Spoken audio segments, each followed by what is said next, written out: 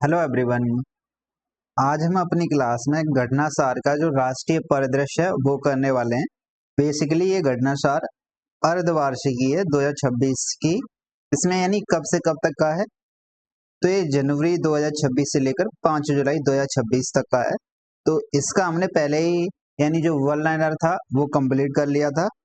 आज हम राष्ट्रीय परिदृश्य को देखने वाले हैं, यानी कि जो राष्ट्रीय घटनाएं हैं उनको पढ़ने वाले हैं। 6 महीने में कौन कौन सी राष्ट्रीय घटनाएं चर्चा में रही थी उनको हम पढ़ने वाले हैं। ठीक है, मैंने इससे पहले इस पीडीएफ को हाईलाइट कर दिया है। ऑब्वियसली ये पीडीएफ आपके साथ शेयर हो जाएगा, नहीं तो आपके साथ बुक होगी तो बुक को भी आप साथ साथ में क्या करते जाओ, हाईलाइट करते जाओ, जिससे कि उतना ही पढ़ो जितना एग्जाम के काम का है। तो मैंने उतना ही हाईलाइट किया है जितना एग्जाम के काम का है, रिलीवेंट है उतना ही, अननेसेसरी नहीं है। और हाँ, पीवाईक्यू बेस रखो, मैंने भी पीवाईक्यू को बेस रखा है, उतना ही है जितना कि पीवाईक्यू में। ठीक है, स्टार्ट करते हैं अपना पहला टॉपिक। पहला टॉपिक है जापान की प्रधानमंत्री भारत की यात्रा पर आई थी, तो उनका क्या नाम था? तकाइची सनाए जापान की प्रधानमंत्री हैं, जापान की पहली महिला प्रधानमंत्री हैं। 1 से 3 जुलाई 2026 तक ये भारत की आधिकारिक यात्रा पर रही थी। 16वें भारत जापान वार्षिक शिखर सम्मेलन में हिस्सा लिया था। ठीक है, आगे बढ़ते रहो।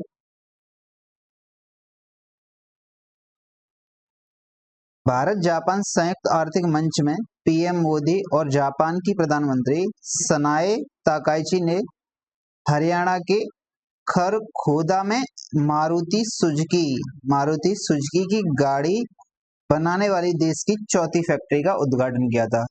ठीक है, फैक्ट है, फैक्ट पर हमें ध्यान देना है बस। देन फिर इसके बाद यानी भारत और जापान के बीच 6 रक्षा समझौते, इनसे क्या ही क्वेश्चन बनेगा, याद रखना है। तो ये कि सह विकास को डेवलपमेंट यानी डिफेंस को डेवलपमेंट, ये क्या होता है? तो इसमें यानी क्या होता है कि अब दोनों देश मिलकर उत्पादन करेंगे, कहां पर? साथ में, ऐसा कुछ कॉन्सेप्ट है। तो वार्षिक शिखर सम्मेलन के दौरान दोनों देशों ने अपने पहले रक्षा विकास डिफेंस को डेवलपमेंट समझौते पर हस्ताक्षर किए हैं। इस समझौते के तहत दोनों देश नौसैनिक प्लेटफॉर्म के लिए नेवल रेडियो एंटीना यूनिकॉर्न का संयुक्त रूप से विकास करेंगे, यानी कि सह विकास, दोनों ही विकास करेंगे। समझ लेते हैं कि सह विकास व्यवस्था क्या होती है। तो रक्षा सह विकास वह व्यवस्था है जिसमें दो देश मिलकर किसी सैन्य प्रणाली, उपकरण या रक्षा प्लेटफॉर्म का संयुक्त विकास करते हैं। इसका उद्देश्य तकनीकी विशेषज्ञता साझा करना, लागत कम करना, रक्षा उत्पादन में आत्मनिर्भरता और रणनीतिक सहयोग करना। ठीक है, ये रणनीतिक सहयोग को बढ़ावा देना, ये इसका कॉन्सेप्ट है सह विकास का। ठीक है, बाकी देन ऊर्जा में, तो भारत जापान बायोगैस पहल के तहत देश में 1000 बायोगैस और ऑर्गेनिक खाद प्लांट लगाए जाएंगे, भारत और जापान के साथ सहयोग से। भारत और जापान वर्ष 2026 यानी 2027 को ईयर ऑफ शेयर्ड हॉरिजन्स के रूप में मनाने पर सहमत हुए हैं। तो एक क्वेश्चन बन सकता है कि ईयर ऑफ शेयर्ड हॉरिजन किसके साथ है? तो किसके साथ? भारत और जापान, और प्लस 2027 है या 26 है, तो कब है? 2027 है। ठीक है, नेक्स्ट बढ़ते हैं। आरोग्य सेतु 2.0 सहित अन्य डिजिटल स्वास्थ्य पहलों का शुभारंभ। कुछ अन्य भी हैं, आरोग्य सेतु जो 2.0 है इसको समझ लेते हैं। पहले कोविड-19 के दौरान संपर्क अनुरेखण कॉन्ट्रैक्ट ट्रेसिंग के लिए विकसित आरोग्य सेतु ऐप को अब आयुष्मान भारत डिजिटल मिशन के अंतर्गत एक personal health record PHR application के रूप में विकसित किया है। क्या, किसके रूप में? पहले कैसे थी? कॉन्ट्रैक्ट ट्रेसिंग करती थी, लेकिन अब क्या है?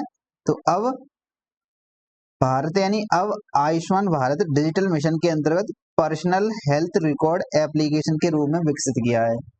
किसके रूप में? पर्सनल हेल्थ रिकॉर्ड एप्लीकेशन के रूप में। ठीक है, समझे? देन ये समझो कि जो आरोग्य सेतु 2.0 अब केवल स्वास्थ्य आपातकालीन निगरानी तक सीमित नहीं है, तो फिर कहां तक है?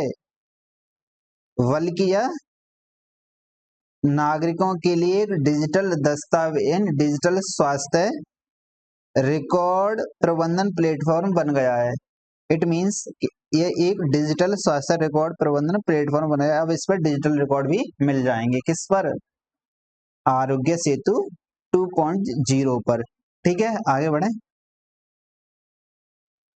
इसके अलावा ऐप में स्कैन एंड शेयर सुविधा होगी, जिससे मरीज अस्पतालों और स्वास्थ्य संस्थानों में तेजी से पंजीकरण करा सकेंगे। यह सुविधा स्वास्थ्य सेवाओं को अधिक सरल और तेज कागज रहित बनाने में सहायक होगी। एक पर्पज है, उसका उद्देश्य क्या है? आयुष्मान भारत डिजिटल मिशन भारत का राष्ट्रीय डिजिटल स्वास्थ्य मिशन है, जिसका उद्देश्य देश भर में इंटर ऑपरेबल डिजिटल स्वास्थ्य रिकॉर्ड और एकीकृत स्वास्थ्य पहचान प्रणाली को विकसित करना है। ठीक है, फिर नेक्स्ट है, जून 2026 तक इस मिशन के तहत 90 करोड़ से अधिक आयुष्मान भारत हेल्थ अकाउंट बनाए जा चुके हैं, यानी ये इसकी उपलब्धि है। भारत में वैज्ञानिक रूप से दर्ज जीव जंतुओं की कुल संख्या कितनी है? इतनी हुई है ना, जैसे कि 1,05,953 रिपोर्ट है, देख सकते हो। बाकी मेंस में आप ये यूज कर लेना। जैसे कि केंद्रीय मंत्री भूपेंद्र यादव के अनुसार दुनिया के कुल भूभाग का केवल 2.0 हिस्सा भारत के पास है, लेकिन यहाँ दुनिया की 7 से 8% प्रजातियां पाई जाती हैं। यही वजह है कि भारत दुनिया के 17 सबसे बड़े जैव विविधता वाले देशों में से है। तो इट मीन्स 7 से 8% प्रजातियां दर्ज की गई हैं। अभी भारत का क्षेत्रफल विश्व के क्षेत्रफल का कितना है? केवल 2.4% है, जबकि यहाँ पर प्रजातियां कितनी है? 7 से 8% वर्ल्ड की। ठीक है,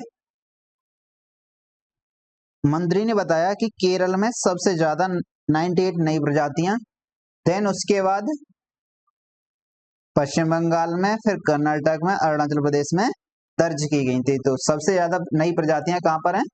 केरल में। ठीक है, इस अवसर पर पैलियो इंडिया पोर्टल भी लॉन्च किया गया था। इस ऑनलाइन प्लेटफॉर्म पर देश भर में मिले 5,000 से अधिक जीवाश्म फॉसिल की जानकारी उपलब्ध होगी। किस पर? पैलियो इंडिया पोर्टल पर। किनकी होगी? 5,000 से अधिक जीवाश्म की जानकारी उपलब्ध होगी।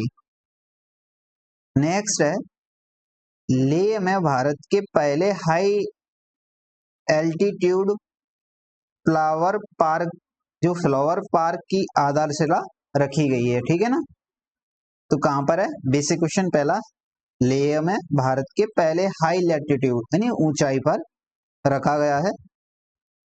तो लद्दाख के लेह जिले में 22 जून 2026 को 2 उच्च हिमालयी पुष्प उद्यानों फ्लोरिकल्चर पार्क की आधारशिला रखी गई है। उपराज्यपाल विनय कुमार सक्सेना ने चौगलाम सर और इस्तकना में इन परियोजनाओं का शुभारंभ किया था। तो 2 जगह हैं, इन पर क्या किया था? शुभारंभ किया है, इनिशिएटिव लॉन्च किया है। इन परियोजनाओं को भारत में अपनी तरह का पहला प्रयास बताया जा रहा है, जिसका उद्देश्य है कि ठंडे रेगिस्तानी क्षेत्रों में फूलों की खेती को बढ़ावा देना, जैव विविधता को समृद्ध करना और स्थानीय लोगों के लिए नए रोजगार के अवसर पैदा करना है। ये इसका क्या है? उद्देश्य है। पहला फ्लोरिकल्चर पार्क कहां पर है? चौगलाम सर में है। कहां पर विकसित किया जाएगा? पहला चौगलाम सर में किया जाएगा। ठीक है ना, इसमें क्या किया जाएगा? पहला फ्लोरी पार्क कल्चर। ये कहां पर है? तो कहां पर है? लेह लद्दाख में। ठीक है, आगे बढ़े। चेन्नई में विश्व के पहले कॉपर क्लोरीन थर्मोकेमिकल चक्र पर आधारित हाइड्रोजन उत्पादन केंद्र। तो चेन्नई में विश्व का पहला है कॉपर क्लोरीन थर्मोकेमिकल चक्र पर आधारित, ठीक है, हाइड्रोजन का उत्पादन होगा। इसमें परमाणु ऊर्जा विभाग, कौन? परमाणु ऊर्जा विभाग ने 26 जून 2026 को कॉपर क्लोरीन थर्मोकेमिकल चक्र पर आधारित परमाणु ऊर्जा से संचालित दुनिया के पहले हाइड्रोजन उत्पादन केंद्र की शुरुआत की है। यह पूरी तरह से कार्बन मुक्त और पर्यावरण अनुकूलन तरीके से पानी से हाइड्रोजन का निर्माण करता है, इसीलिए इंपॉर्टेंट है। कैसा होगा ये? कार्बन मुक्त होगा और पर्यावरण के अनुकूलन तरीके से पानी से हाइड्रोजन का निर्माण करता है। ठीक है, यह संयंत्र कलपक्कम में बने इंदिरा गांधी परमाणु अनुसंधान केंद्र के फास्ट ब्रीडर टेस्ट रिएक्टर से निकलने वाली परमाणु ऊर्जा का प्रयोग करके चलाया जाएगा। तो फास्ट ब्रीडर टेस्ट रिएक्टर से चलेगा। ठीक है, इंदिरा गांधी परमाणु अनुसंधान केंद्र के जो कलपक्कम किस राज्य में आता है ये बताना। किस राज्य में? तमिलनाडु में। ठीक है, याद कर लेना। इस केंद्र को मॉडल या प्रौद्योगिकी को परखने वाले संयंत्र के रूप में तैयार किया गया था। इसका उद्देश्य मुंबई के भाभा परमाणु अनुसंधान केंद्र द्वारा पूरी तरह से अपने देश में विकसित की गई कॉपर क्लोरीन थर्मोकेमिकल चक्र और फास्ट ब्रीडर टेस्ट रिएक्टर से निकलने वाली अत्यधिक ऊष्मा का उपयोग करके हाइड्रोजन बनाकर दिखाना है। ये इसका क्या था? पर्पस था। ठीक है ना। फिर है नेक्स्ट टॉपिक, भारत की पहली वाणिज्यिक स्तर की कोयले से अमोनियम नाइट्रेट उत्पादन परियोजना। कोयले से बना रहे हैं। किससे बना रहे हैं? कोयले से अमोनियम नाइट्रेट उत्पादन परियोजना है। ठीक है, कहां पर? ये उड़ीसा के झारसुगुड़ा जिले के लखनपुर में भारत की पहली व्यावसायिक पैमाने की कोयला से अमोनियम नाइट्रेट बनाने की परियोजना की आधारशिला रखी है। किसने रखी है? राष्ट्रपति द्रौपदी मुर्मू और पीएम मोदी ने, इन्होंने रखी थी। कहां पर रखी है? उड़ीसा राज्य में। इतना याद करो ऊपर ऊपर से। ठीक है ना। फिर आप नेक्स्ट पढ़ोगे तो देखोगे तो फिर क्या मिलेगा आपको? इस परियोजना को कोल इंडिया लिमिटेड CIL और भारत हैवी इलेक्ट्रिकल लिमिटेड वेल के संयुक्त उद्यम Bharat Coal Gasification and Chemical Limited BCGCL द्वारा विकसित किया जा रहा है। ठीक है ना। फिर नेक्स्ट क्या है? इस पर यानी परियोजना पर बजट कितना है? तो बजट कितना है? 25,016 करोड़ निवेश शामिल है इसमें। हमारी नेक्स्ट है वो है दिल्ली मुंबई एक्सप्रेस पर बनेगा भारत का पहला हेलीकॉप्टर कॉरिडोर। तो भारत का पहला हेलीकॉप्टर कॉरिडोर कहां पर बनेगा? ये क्वेश्चन ये है। तो किस पर बनेगा? दिल्ली मुंबई एक्सप्रेस वे पर बनेगा। क्या है ये? इसको समझ लेते हैं। इस हेली इमरजेंसी यानी जो हेलीकॉप्टर बनेगा तो इस हेली इमरजेंसी मेडिकल सर्विसेज के तहत घायलों को गोल्डन हावर में एयर एम्बुलेंस से लिफ्ट कर सीधे अस्पतालों में पहुंचा जाएगा। मतलब यानी हेलीकॉप्टर कॉरिडोर किस लिए? अगर कोई दुर्घटना वगैरह हो जाती है तो उस संदर्भ में सीधा उस व्यक्ति को आप हेलीकॉप्टर की सहायता से उस यानी गोल्डन पीरियड में जिसमें उसकी जान बच सके तो उसके जरिए हेलीकॉप्टर के जरिए उसको अस्पताल में एडमिट करा दिया जाए। ठीक है ना। ऐसी सुविधा है। तो किस पर बनेगी? दिल्ली मुंबई एक्सप्रेस वे पर। ये हवाई सुविधा पूरी तरह से मुक्त रहेगी। याद करना है क्या है? पूरी तरह से मुक्त रहेगी आम जनता के लिए। फिर है भारतीय राष्ट्रीय राजमार्ग प्राधिकरण NHAI और नागरिक उड्डयन मंत्रालय के शीर्ष अधिकारियों के बीच इस प्रस्ताव पर मोहर लगी थी। इनके बीच इस प्रस्ताव पर मोहर लगी थी। कौन? NHAI और उड्डयन मंत्रालय, इनके बीच। योजना के तहत कितने 1386 किलोमीटर लंबे इस एक्सप्रेस के किनारे हर 80 से 100 किलोमीटर की दूरी पर आधुनिक बुनियादी ढांचे से लैस हेलीपैड और छोटे एयरड्रॉम बनाए जाएंगे। घायलों को एयरलिफ्ट कर अस्पताल पहुंचाने के लिए कोई फीस नहीं होगी। फीस की एक क्वेश्चन बन सकता है कि जो हेलीपैड या जो दिल्ली मुंबई एक्सप्रेस है उस पर जो हेलीकॉप्टर बनाया जा रहा है उस पर मामूली फीस रखी गई है। क्या हो जाएगा? ये गलत है, कोई फीस नहीं है। ठीक है ना, समझ में आ रहा होगा। देन इस फीस भुगतान यानी कैसे होगा? तो NHAI रोड सेफ्टी फंड से करेगी। ठीक है ना। ये प्रस्ताव ये है कि हम थोड़ा सा इन पर यानी कि 3 से 5% टैक्स यानी लगभग 15 से 20 रुपए टोल टैक्स में मामूली बढ़ोतरी करने का प्रस्ताव है, जो कि अभी प्रस्ताव है, बाद में होगा। अब आ जाओ थोड़ा समझ लो कि दुनिया के देशों में अदर्स में क्या था। जैसे जापान के संदर्भ में समझो, जापान में एक्सप्रेसवे के किनारे डॉक्टर हेली नेटवर्क बीते 2 दशकों से संचालित है। जापान में बीते 2 दशकों से, इंडिया में अब होगा। चीन में 2018-19 से संगाई पर्ल रिवर डेल्टा जैसे व्यस्त आर्थिक एक्सप्रेस के किनारे लो एल्टीट्यूड कॉरिडोर बनाए गए हैं। चीन में पहले हैं, जापान में पहले बनाए जा चुके हैं। इंडिया में अब काम चल रहा है, वो भी भ्रष्टाचार की भेंट चढ़ेगा। भारत 2025 में दुनिया का सबसे बड़ा जहाज पुनर्चक्रण वाला देश बना है। किसमें? भारत 2025 में दुनिया का सबसे बड़ा जहाज पुनर्चक्रण वाला देश बन गया है। यानी कि अब रिसाइकिल करने वाला सबसे बड़ा देश कौन सा है? इंडिया है। पॉजिटिव वे में नहीं है, लेकिन फिर भी रोजगार आते हैं, लेकिन पॉल्यूशन भी आता है, याद रखना है, ठीक है ना। तो दुनिया का सबसे बड़ा जहाज पुनर्चक्रण राष्ट्र बनने का गौरव प्राप्त है किसको? इंडिया को। भारत में यह उद्योग मुख्य रूप से गुजरात के अलंग में केंद्रित है। तो अलंग किसके लिए फेमस है? जहाजों के पुनर्चक्रण के लिए, यानी जो समुद्री जहाज है उनका पुनर्चक्रण से संबंधित है, जिसे दुनिया के सबसे बड़े जहाज पुनर्चक्रण केंद्रों में से गिना जाता है। यह उपलब्धि मैरी टाइम इंडिया विजन 2030 के निर्धारित लक्ष्य से पहले हासिल कर ली है, ठीक है। भारत ने वर्ष 2019 में इस सम्मेलन का अनुमोदन किया था।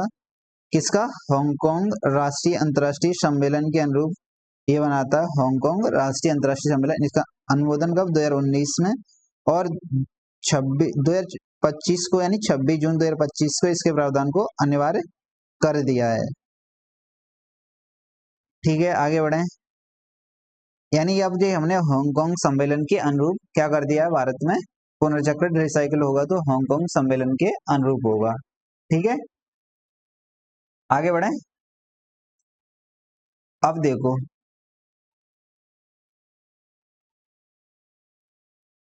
कुछ जीआई टैग हैं। तो झारखंड की जादव पटिया पेंटिंग सहित 11 उत्पादों को जीआई टैग मिला है। तो जादव पटिया पेंटिंग किनसे संबंधित है? जादव पटिया पेंटिंग किनसे संबंधित है? झारखंड से संबंधित है, याद करना है। असम के 4 उत्पादों को जीआई टैग प्राप्त हुआ है। तो 4 उत्पाद कौन से हैं? कार्बी आंगलोंग हैंडलूम उत्पाद, Assam Bihu Peppa, Assam one silk और देरी हैंडलूम उत्पाद हैं। ये असम के 4 जीआई टैग प्राप्त हैं। अदर जीआई टैग ये हैं, एक बार पढ़ लेना है और अपना देख लेना। अगर आपका यूपी एग्जाम है तो यूपी में किसको मिला है ये देख लेना, नहीं मिला है तो ठीक। बिहार में किसको मिला है ये देख लेना, नहीं मिला है तो ठीक। उड़ीसा के मयूरभंज में 1.5 करोड़ वर्ष पुराने समुद्री जीवों के अवशेष मिले हैं, यानी उड़ीसा के मयूरभंज में, ठीक है। यहाँ पर यानी कि कैसे पुराने अवशेष मिले हैं, 1.5 करोड़ वर्ष पुराने अवशेष जीवों के। एक बात याद रखनी है कि बुंद यानी कि 18 जून 2026 को बरीपादा के निकट बिंदु वलंगा नदी किस पर है? किस पर है, यानी कौन से पूर्वी घाट पर है या पश्चिमी घाट पर है? ये क्वेश्चन बन जाएगा। तो किस पर है? पूर्वी घाट पर है, पहली बार नदी मिली है। ऑब्वियसली मैपिंग वगैरह में तो नहीं पढ़ते ना इनको, लेकिन ये चर्चा में है तो पूछ सकता है क्वेश्चन में मैचिंग के लिए। तो बुधवलंगा नदी के किनारे स्थित वारिपेदा फॉलिस बेड से सार के दांत और सार की कशेरुकाएं, मछलियों की हड्डी, मोलस्क की खोल तथा सूक्ष्म समुद्री जीवों के जीवाश्म मिले हैं। यह खोज न केवल प्राचीन भूवैज्ञानिक इतिहास को समझने में सहायक है, बल्कि यह भी संकेत देती है कि वर्तमान में स्थल वाला भाग यह क्षेत्र कभी समुद्र के नीचे था, ठीक है ना। तो इससे क्या मिल रहा है? इससे पता चल रहा है कि जो आज उड़ीसा का क्षेत्र था, मयूरभंज उड़ीसा का क्षेत्र था, वहां पर पहले क्या था? समुद्र, और अब क्या है? अब स्थल है, ठीक है ना। ये भूवैज्ञानिक इतिहास को समझने में मदद करेंगे।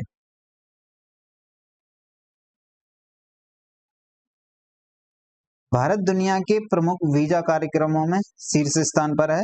भारत सबसे बड़ा स्रोत यानी कि H-1B वीजा कार्यक्रम में भारत सबसे बड़ा स्रोत देश है अमेरिका के।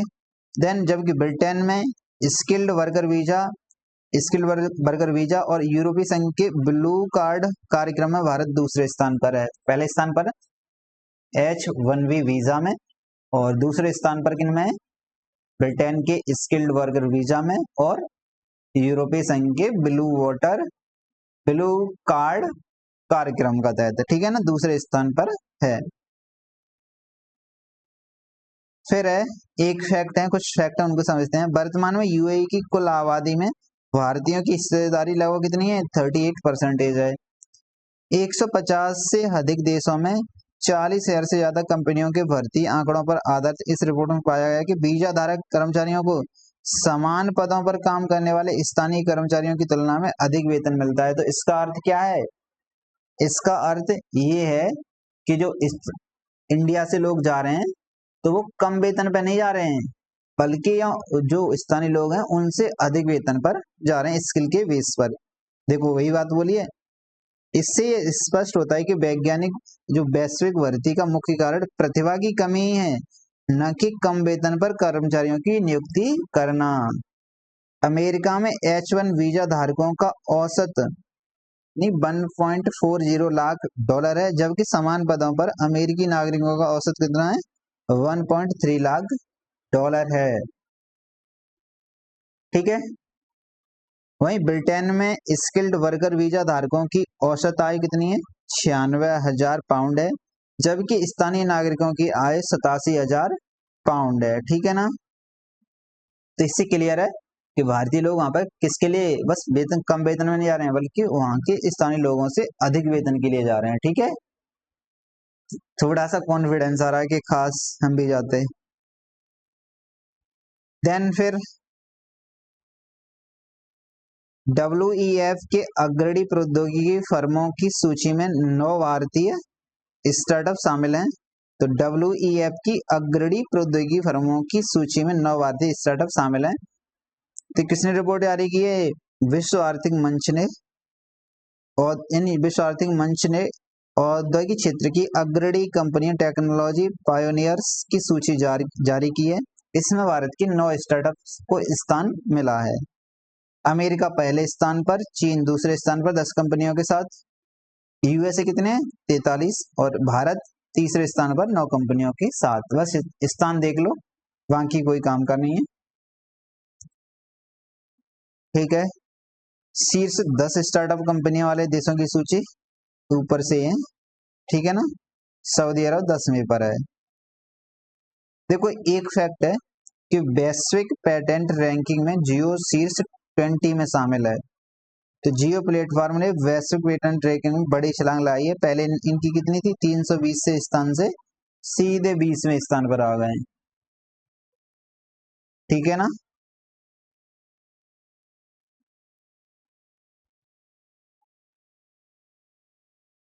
ये वाला फैक्ट देखो,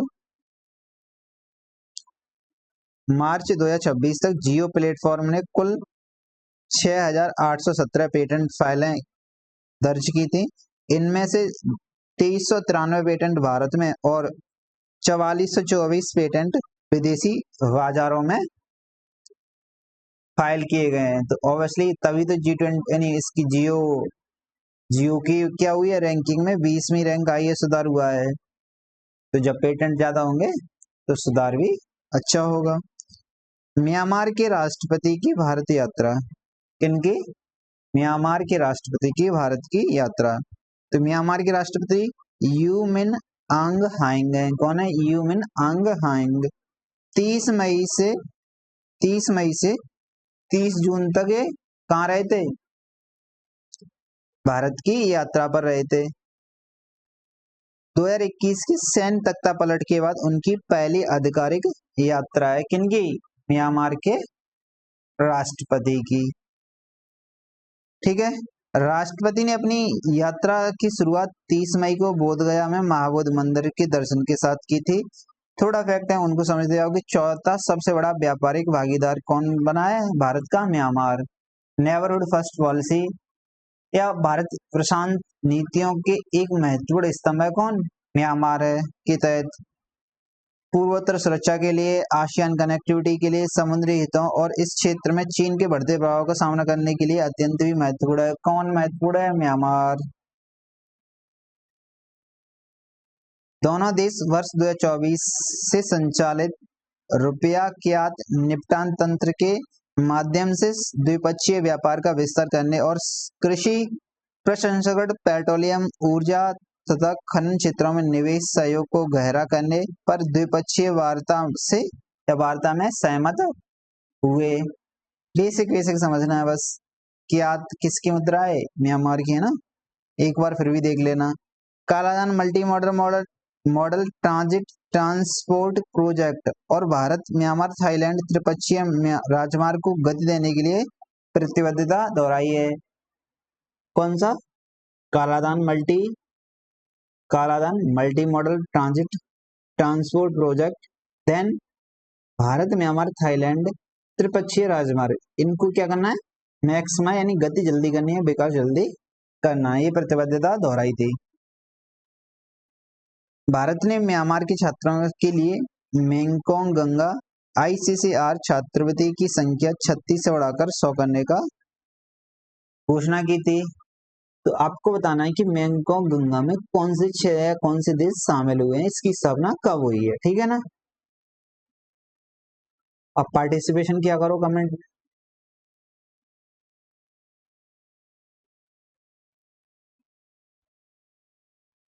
नेक्स्ट है, आंध्र प्रदेश में 1400 वर्ष पुराने 25 शिलालेख और शैल कलाकृतियों की खोज, ठीक है। तो इसमें यानी कि टाइटल हेडिंग से ही समझ में आ रहा है कि 1400 वर्ष पुराने 25 शिलालेख और शैल कलाकृतियों की खोज हुई है। कहाँ पर हुई है? आंध्र प्रदेश में हुई है। अब ये आंध्र प्रदेश से यानी कहाँ पर की थी? तो आंध्र प्रदेश के नल्लामल्ला टाइगर रिजर्व वन क्षेत्र में की थी। 25 प्राचीन अभिलेख यानी का दस्तावेजीकरण और लिपि तैयार की गई है। तो ये क्वेश्चन बन जाता है सीधा, नल्लामल्ला टाइगर रिजर्व किस क्षेत्र में है? तो किस क्षेत्र में है? आंध्र प्रदेश में। किस क्षेत्र में है? आंध्र प्रदेश में, समझे। ये अभिलेख दूसरी शताब्दी ईस्वी से लेकर 16वीं शताब्दी ईस्वी तक की लगभग 1400 वर्ष की ऐतिहासिक अवधि को दर्शाते हैं। कितने से कितने तक? लगभग 1400 वर्ष की ऐतिहासिक अवधि को दर्शाते हैं।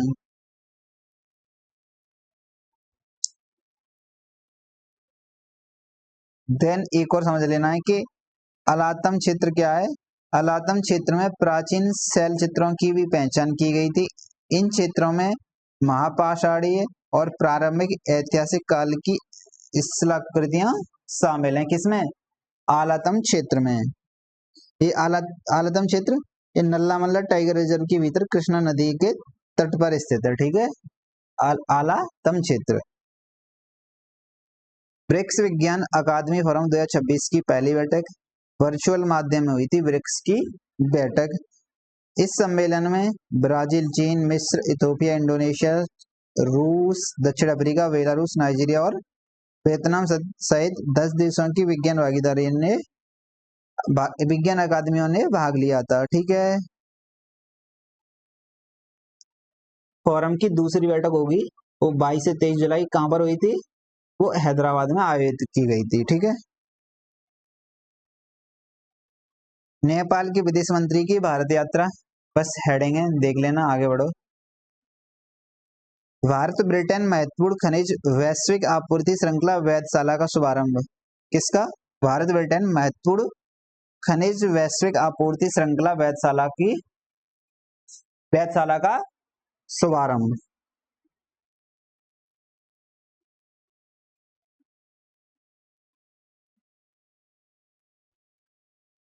नई दिल्ली में भारत यूके महत्वपूर्ण खनिज वैश्विक आपूर्ति श्रृंखला वेधशाला का शुभारंभ हुआ है। कहां पर? नई दिल्ली में। किसने? यानी केंद्रीय मंत्री गंगापुरम जी किशन रेड्डी और यूनाइटेड किंगडम यूके के विदेश सचिव विकास मामलों के राज्य सचिव यवेड कपूर के मध्य हुआ था। ये संयुक्त समझौता संयुक्त रूप से हुआ था, ठीक है ना। यह पहल महत्वपूर्ण खनिजों में द्विपक्षीय सहयोग को मजबूत करती है और स्वच्छ ऊर्जा संक्रमण, इलेक्ट्रिक मोबिलिटी, उन्नत विनिर्माण और उभरती प्रौद्योगिकियों का समर्थन करती है। कौन? भारत ब्रिटेन महत्वपूर्ण खनिज वैश्विक आपूर्ति श्रृंखला वेधशाला। इसका उद्देश्य क्या है कि भारत ब्रिटेन सहयोग के माध्यम से भारत की महत्वपूर्ण खनिज आपूर्ति श्रृंखला संबंधी जानकारी और साक्ष्य आधारित नीति निर्माण को मजबूत करना, ताकि लचीली, सुरक्षित और विविध खनिजों मूल्य श्रृंखलाओं का निर्माण किया जा सके। ठीक है। मेटा रिलायंस इंडस्ट्री का जामनगर में संयुक्त भारत का पहला एआई सक्षम डेटा सेंटर है, यानी भारत का पहला एआई सक्षम डेटा सेंटर है। दो ने, मेटा और रिलायंस इंडस्ट्री ने कहां पर बनाया है? जामनगर में स्थापित किया, गुजरात के में। तो रिलायंस इंडस्ट्री और मार्क जुकरबर्ग की कंपनी मेटा ने गुजरात में 168 मेगावाट क्षमता वाला भारत का पहला डेटा सेंटर विकसित करने की घोषणा की है। ठीक है ना। तो किसने? रिलायंस इंडस्ट्री और मार्क जुकरबर्ग, इन्होंने क्या किया है कि इन्होंने भारत का पहला डेटा सेंटर विकसित करने के लिए समझौता किया है। ठीक है, आगे बढ़ते हैं। भारत का पहला विल्ड टू विल्ड डेटा सेंटर बनाना इस बात का प्रमाण है कि भारत वैश्विक एआई क्रांति में अग्रणी भूमिका निभाने के लिए तैयार है। ठीक है, समझे थोड़ा बहुत। देश का पहला एआई वीडियो मॉडल वार्या है। देश का पहला एआई वीडियो मॉडल कौन सा है? वार्या है। वार्या यानी देश का पहला एआई मॉडल कौन सा है? वार्या 12 जून 2026 को लॉन्च किया गया था। इसे इंडिया एआई मिशन के तहत अवतार एआई ने विकसित किया था। यह model text to video, image to video generate करने की क्षमता रखता है। यह 14 बिलियन पैरामीटर वाला उन्नत मॉडल है। ये पता है क्या है? फ्री नहीं है, पेड है। जैसे आप इसमें कोई टेक्स्ट वगैरह डाल दो तो उसको क्या बन जाता है? वीडियो। तो पहले शायद 4 थे या 3, 4 थे समथिंग। 4 को ट्रायल फ्री देता है आपको, फिर उसके बाद आपको इसका सब्सक्रिप्शन लेना ही पड़ेगा। 100 रुपये मिनिमम 20 है समथिंग। अवतार के सीईओ और को फाउंडर अल्लूरी ने कहा कि यूजर्स इस प्लेटफॉर्म पर 100 से 211 सेकंड का वीडियो बना सकेंगे। 100 रुपए में कितने का? 211 सेकंड का वीडियो बना सकेंगे। कितने रुपए में? 100 रुपए में। ठीक है।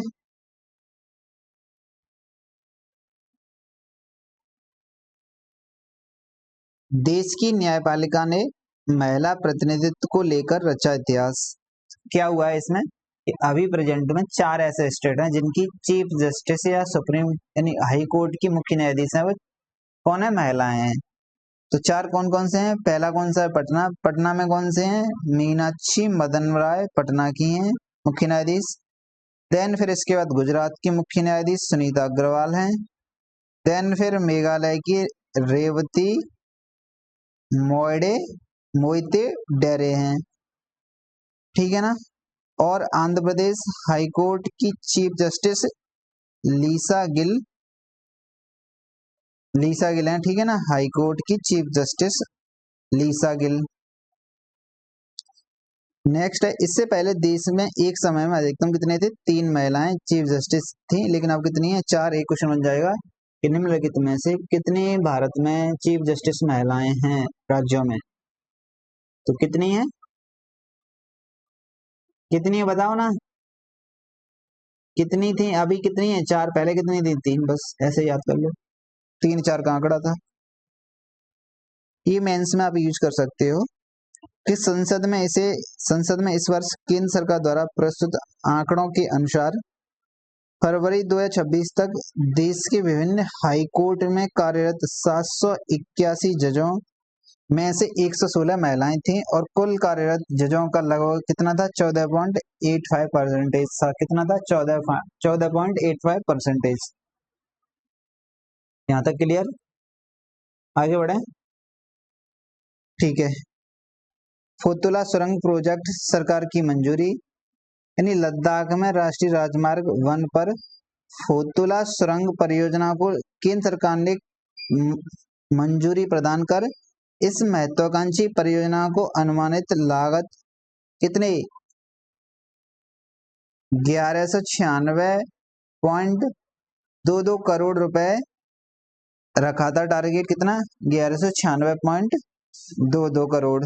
परियोजना के अंतर्गत कुल 2.65 किलोमीटर लंबा मार्ग विकसित किया जाएगा, जिसमें एक यानी 1.96 किलोमीटर लंबी ट्विन सुरंग का निर्माण और 0.6 किलोमीटर सड़कें शामिल होंगी। कितनी 0.69 किलोमीटर।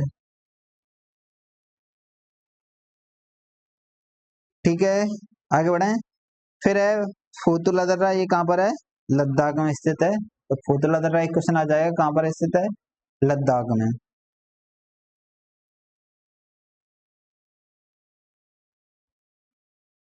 फोतुला परियोजना के अंतर्गत एक यूनि डायरेक्शनल ट्विन ट्यूब सुरंग का निर्माण किया जाएगा। ट्विन ट्यूब सुरंग में यातायात के लिए 2 समांतर सुरंगें बनाई जाती हैं, जिसमें से प्रत्येक का उपयोग कर एक दिशा में वाहनों के आवागमन और यानी एक तरफ वाहनों के आगमन के लिए किया जाता है, और इस प्रकार की व्यवस्था यातायात प्रबंधन अधिक प्रभावी होता है तथा सड़क सुरक्षा में सुधार होता है। परियोजना में सुरंग के नाम और सुरंग के दोनों ओर संपर्क मार्ग भी विकसित किए जाएंगे ताकि यातायात का संचालन सुचारू रूप से हो सके। जहां लास्ट में खत्म होगी वहां पर कनेक्टिविटी भी होनी चाहिए, ऐसा कुछ प्रावधान है। ठीक है ना, आगे बढ़े। तमिलनाडु ने टूल रूप कोटिंग का अनुप्रयोग के लिए भारत की पहली एसओपी जारी की है। तो टूल रूप कोटिंग क्या है, जो छत वगैरह होती है उस पर इतना वाइट वगैरह कर दो कि ऑटो लाइट रिफ्लेक्शन हो जाए, जिससे क्या होगा ग्लोबल वार्मिंग यानी कि टेम्परेचर आ रहा है वो क्या हो जाएगा कम हो जाएगा वहां पे। यानी घर अगर ऊपर छत है आपकी, तो छत पर अगर सफेदी हो तो ऑब्वियसली वो कम हीट होगा, क्योंकि वो प्रकाश के क्या कर देगा, प्रकाश को परावर्तित कर देगा। तमिलनाडु में इस पहल के अंतर्गत चेन्नई की एक सरकारी विद्यालय और पेरुवकम स्थित एक आवासीय परिसर में पायलट परियोजनाएं संचालित की गई हैं। इन परियोजनाओं के परिणाम उत्साहजनक रहे हैं। कुछ स्थानों पर भवनों के अंदर 5 डिग्री सेल्सियस तक कमी दर्ज की गई, जबकि कुछ मामलों में यह 8 डिग्री सेल्सियस तक पहुंच गया है। ठीक है ना, बेसिक है, समझ लेना। बाकी क्वेश्चन क्या आ जाएगा, क्वेश्चन सीधा बनेगा तो ऊपर से ही तमिलनाडु ने टूल रूप कोटिंग अनुप्रयोग के लिए भारत की पहली एसओपी जारी की है। तो कौन सा जारी करने वाला पहला राज्य है, ऐसे क्वेश्चन बन जाएगा। कैसे ही बन जाएगा, क्वेश्चन पूछने के तो तरीके हैं। ठीक है ना, ठीक, आगे बढ़े।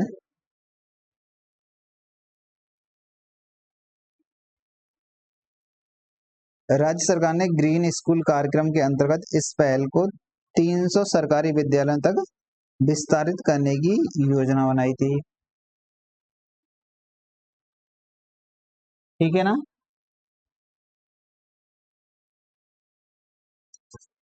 आप भी पानी पी सकते हो।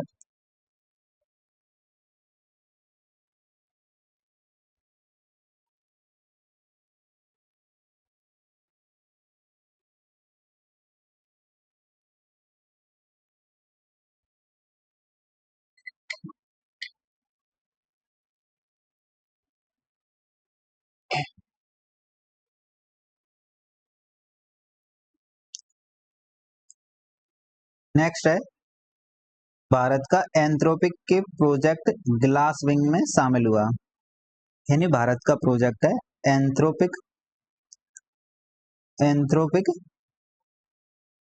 वो किस में शामिल हो गया है, ग्लास विंग में शामिल हो गया है।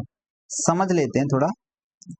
भारत का एंथ्रोपिक के प्रोजेक्ट ग्लास विंग में शामिल हो गया है। इसके तहत भारतीय एजेंसियों और संगठनों को क्लाउड मिथोस नामक एक अत्यधिक उन्नत साइबर सुरक्षा एआई तक पहुंच प्रदान हो गई है, यानी कि क्लाउड मीथोसिस, जो क्या है, क्लाउड मीथोस नामक एक अत्यधिक उन्नत साइबर सुरक्षा एआई तक पहुंच प्रदान की है। किसमें शामिल हो जाएगा, जब ग्लास बिंग में शामिल हो गया ना, तो उसको क्लाउड मीथोसिस मीथोसिस है ना, तो नामक एक अत्यधिक उन्नत एआई में शामिल कर दिया गया है। इससे होगा क्या कि हम जो साइबर सुरक्षा जैसे कुछ हो सकते हैं संगठन में, तो वो बढ़ जाएगी उसकी, और सिक्योरिटी ज्यादा हो गई। क्लाउड मीथोसिस एआई एक उन्नत कृत्रिम बुद्धिमत्ता एआई मॉडल है, जिसे सॉफ्टवेयर कमजोरियों की पहचान करने और महत्वपूर्ण बुनियादी ढांचे के लिए साइबर सुरक्षा को मजबूत करने के लिए डिजाइन किया गया है। यानी कि क्लाउड मीथोस क्या है, साइबर सुरक्षा को स्ट्रॉन्ग करने वाली एक सॉफ्टवेयर है, उन्नत है, ठीक है ना। ये कमजोरियों को जांच कर लेती है, अगर कोई संगठन वगैरह है तो उसमें कमजोरियां क्या है तुरंत पहचान लेगी। पहल का उद्देश्य भागीदारी देशों को साइबर सुरक्षा लचीलापन बढ़ाने और महत्वपूर्ण डिजिटल बुनियादी ढांचे जैसे बिजली ग्रिड, जल प्रणाली, स्वास्थ्य सेवा और दूरसंचार में सॉफ्टवेयर की गंभीर सुरक्षा कमियों का पता लगाना, जिन्हें उन्हें सुधारना है। ये काम कौन करता है, आपका ये इनिशिएटिव क्लाउड मीथोस।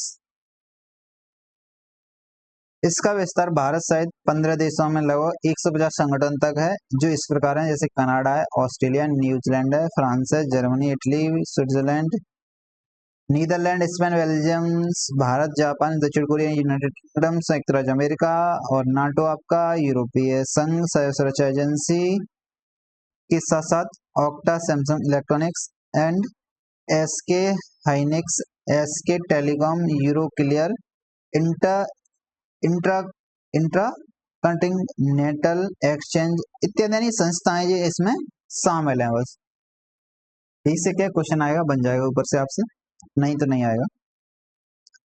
आईआईटी मद्रास ने थायूर में उन्नत सर्कुलेटिंग वाटर टनल सुविधा का शुभारंभ किया है। आईआईटी मद्रास ने थायूर, चेन्नई के निकट थायूर, तमिलनाडु में थाईलैंड डिस्कवरी सैटेलाइट कैंपस के एक उन्नत, क्या है कि एक उन्नत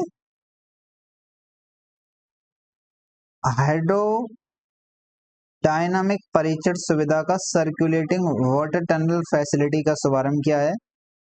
नव स्थापित अनुसंधान सुविधा का उद्देश्य देश में स्वदेशी जहाज डिजाइन, महासागर इंजीनियर अनुसंधान और हाइड्रो डायनामिक परीक्षण क्षमताओं को मजबूत करना है, ठीक है ना।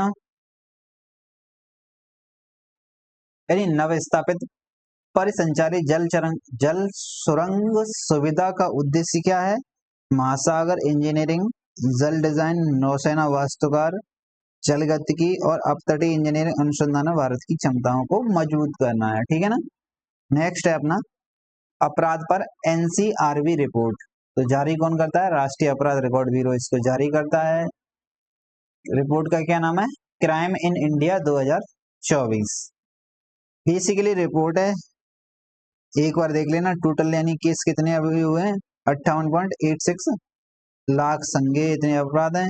साइबर अपराध और नशीली दवाओं, ओवरडोज दवाओं वाली या ओवरडोज से होने वाली मौतें, इनकी संख्या में क्या हुई है, वृद्धि हुई है। साइबर अपराध के मामले में वृद्धि हुई है बस ओवरऑल। बच्चों के खिलाफ अपराध में भी बढ़ गए हैं, अपराध यौन अपराधों की संख्या सबसे अधिक है। फिर इसके बाद नशीली दवाओं के ओवरडोज से होने वाली मौतों में 50% इसकी वृद्धि हुई है, ठीक है ना। नशा कितनी बेकार चीज है, ये आप पता ही होगा। इनमें से सबसे अधिक लोग यानी सबसे अधिक मौतें तमिलनाडु में दर्ज की गई हैं, उसके बाद पंजाब, मध्य प्रदेश और राजस्थान, देन मिजोरम में हुई है, ठीक है ना। तो तमिलनाडु सबसे टॉप है मृत्यु के मामले में। यह पैटर्न मादक पदार्थों के दुरुपयोग से जुड़ी मौतों के क्षेत्रीय संकेंद्रण को दर्शाता है। यूनेस्को सर्वेक्षण में कुंभलगढ़ की दीवार को वैश्विक मान्यता, यूनेस्को सर्वेक्षण में कुंभलगढ़ की दीवार को वैश्विक मान्यता। तो कुंभलगढ़ की दीवार ये कहाँ पर है, राजस्थान में है।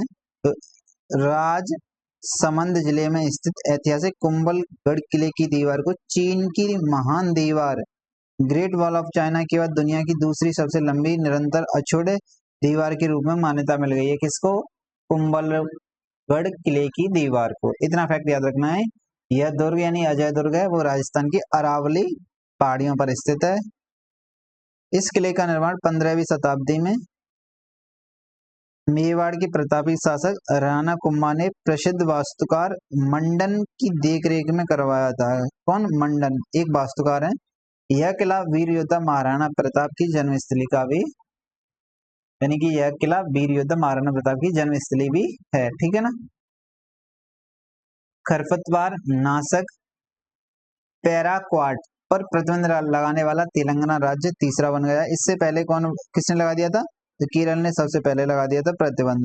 उसके बाद उड़ीसा, उड़ीसा के बाद तेलंगाना ने लगा दिया। किस पर? पैराक्वाट पर। फिर है नेक्स्ट, यानी लैंड को, यानी जो भूमि है उसको ऑब्वियसली नुकसान पहुंचाएगा ना, तभी तो कर रहे हैं। तो अरुणाचल प्रदेश में चौनाविल एल्विस्ट्रा नामक तितली की नई प्रजाति की खोज हुई है। किसकी? चौनाला एल्विस्ट्रा की। देन अब यानी नई प्रजाति की खोज हो रही है, तो वो क्या दर्शा रही है कि जैव विविधता हॉटस्पॉट के रूप में पूर्वी हिमालय की स्थिति को रेखांकित करती है। बस बेसिक है। देन फिर नेक्स्ट है बीसीआई आरटीआई कानून से बाहर है। ये याद रखना है कि केंद्रीय सूचना आयोग ने बोला है कि बीसीआई है वो आरटीआई अधिनियम में नहीं आएगा। ये क्या है? ये पब्लिक अथॉरिटी नहीं है, तो फिर क्या है? स्वायत्त एक निजी संस्था है। क्या है? स्वायत्त निजी संस्था, इसलिए आरटीआई के दायरे में नहीं आएगी। ठीक है। बेसिक क्वेश्चन बीसीआई आरटीआई के दायरे में नहीं आती है। साइप्रस के राष्ट्रपति की भारत यात्रा। साइप्रस के राष्ट्रपति थे निकोस क्रिस्टोडोलाइड्स। इन्होंने 20 से 23 मई 2026 को भारत की यात्रा की थी। देन कुछ इंपोर्टेंट, जैसे साइप्रस है तो साइप्रस यूरोपीय संघ का समुद्री द्वार समझा जाने वाला साइप्रस ईयू का छठा ऐसा देश है जिसके साथ भारत ने अपने संबंधों को यह दर्जा दिया था। कौन सा? स्ट्रेटेजिक पार्टनरशिप का, रणनीतिक साझेदारी का दर्जा दिया है। छठा देश बन गया है। समुद्री द्वार के नाम से जाना जाता है। कौन? साइप्रस। ठीक है।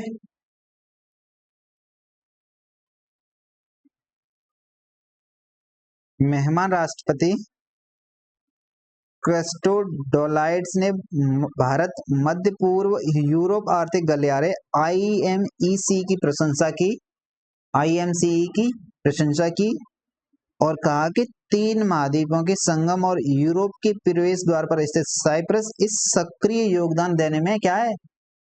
तैयार है। सक्रिय योगदान देने के लिए क्या है? तैयार है भारत। भारत नहीं, कौन? साइप्रस।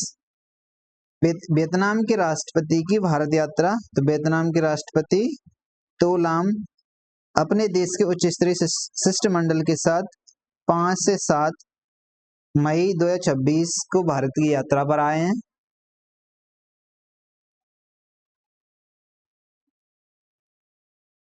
दोनों देशों के बीच द्विपक्षीय व्यापार में विगत 10 वर्षों में हुई प्रगति को देखते हुए, यानी कि हुई प्रगति को देखते हुए वर्ष 2030 तक इसे 25 अरब डॉलर तक पहुंचाने के लक्ष्य पर सहमति दोनों पक्षों ने व्यक्त की है। इट मींस, यानी कि अगले लास्ट 10 ईयर में हमने ग्रोथ की है, तो अब हमारा टारगेट ये है कि हम 2030 तक इसे 25 अरब डॉलर तक पहुंचाएं। ठीक है ना। कितने तक? 25 अरब डॉलर तक ऊपर ले जाएं 2030 तक। ठीक।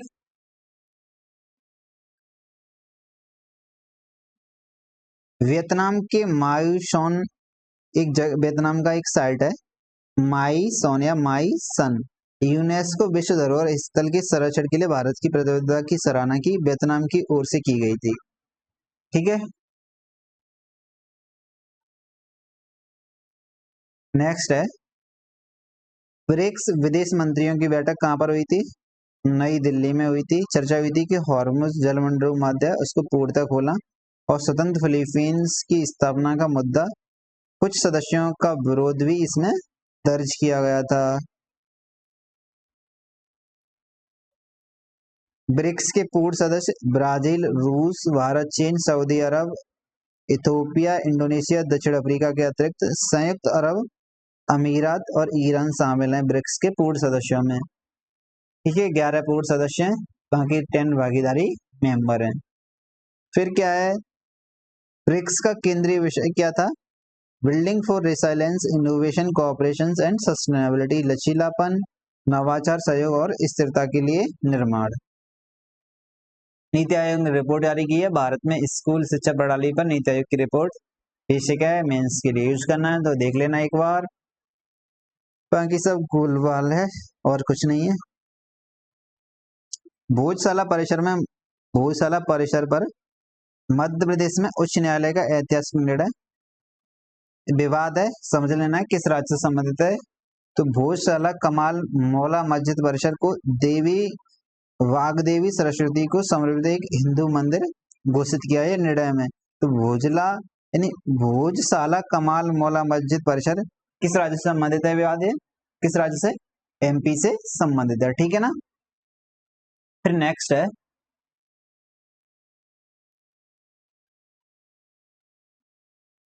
निकोबारी लोगों ने 3 वन्यजीव अभ्यारण्य के प्रस्ताव का विरोध किया था। तो 3 अभ्यारण्य कहाँ पर? जैसे निकोबार, फिर मेंचल और मराई द्वीप, इन पर बनाए जा रहे हैं।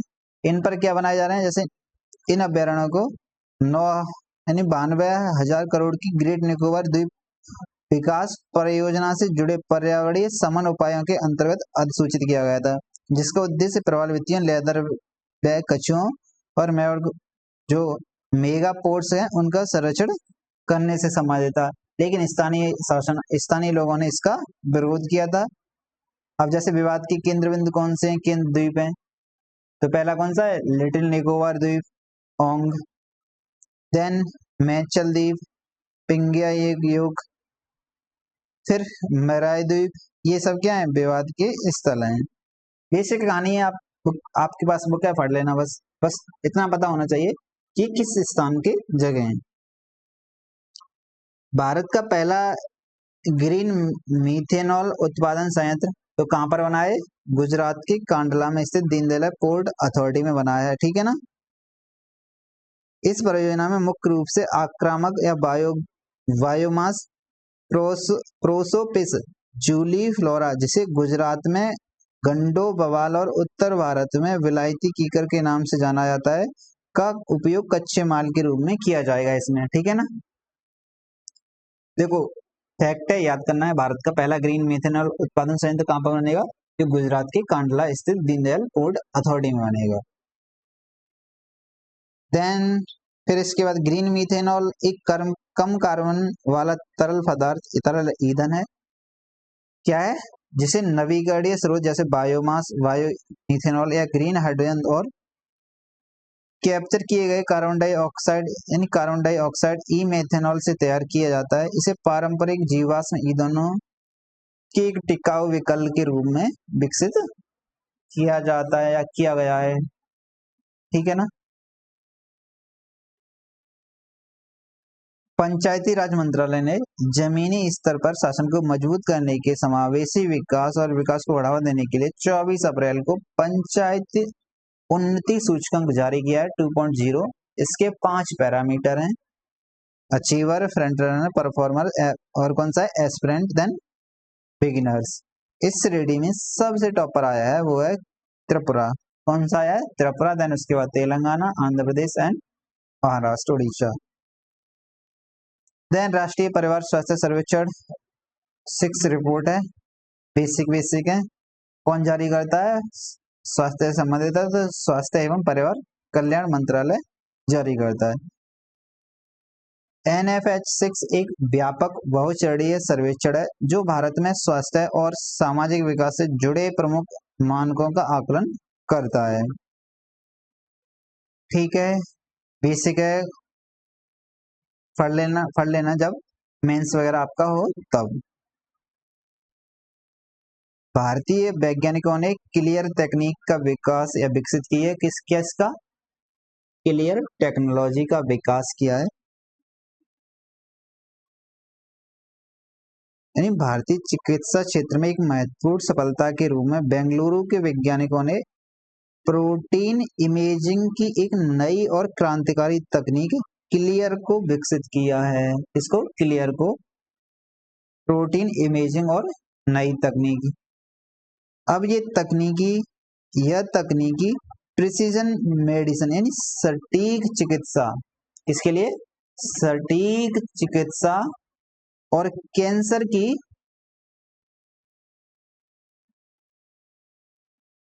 की शुरुआती पहचान और न्यूरोलॉजिकल तंत्रिका तंत्र रोगों के इलाज के लिए एक महत्वपूर्ण खोज सिद्ध हो सकती है।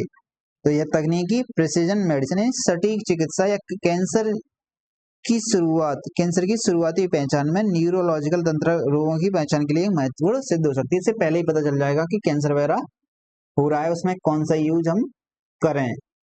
ठीक,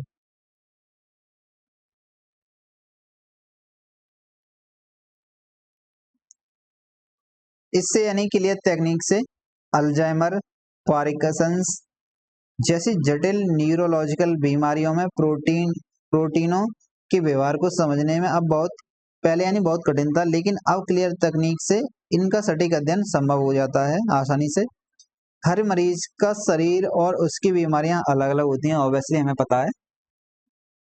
यह तकनीकी मरीज को प्रोटीन नामक प्रोफाइल का सटीक डेटा देगी, जिससे doctor one size fits all के बजाय मरीज के अनुसार सटीक दवाएं तैयार कर सकेंगे।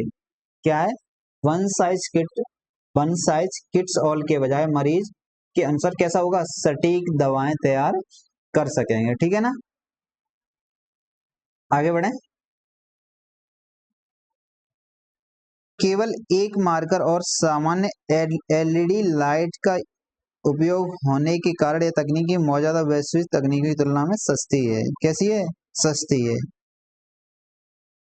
भारत में हाइड्रोजन चलित ट्रेनों की मंजूरी, तो यानी पहली हाइड्रोजन ट्रेन चली है, वो कहां से कहां तक चली है?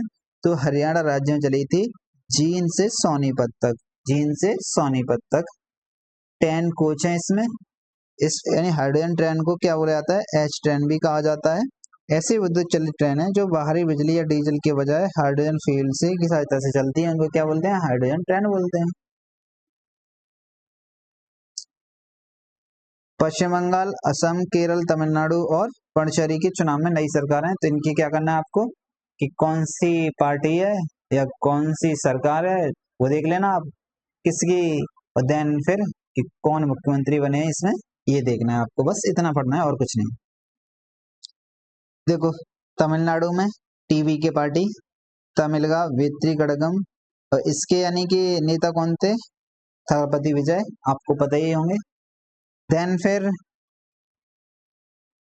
केरल में मुख्यमंत्री पिनराई विजयन है, ये मुख्यमंत्री बन गए हैं। असम और पुडुचेरी, इनमें भी कौन सी है? एनडीए सरकार है। पश्चिम बंगाल में मुख्यमंत्री कौन बने हैं? तो शुवेंदु अधिकारी पश्चिम बंगाल में बन गए हैं। तमिलनाडु हमें पता है टीवी के पार्टी विजय वहां के सीएम है। कौन है? विजय, जिनका पूरा नाम क्या है? चंद्रशेखर जोसेफ विजय। रेलवे ग्रुप डी के अभी एग्जाम चल रहे हैं, तो उनमें तो इनके 2 क्वेश्चन आ चुके हैं इनसे, विजय से, कि उनकी पार्टी का क्या नाम है, प्लस तमिलनाडु की सीएम कौन है।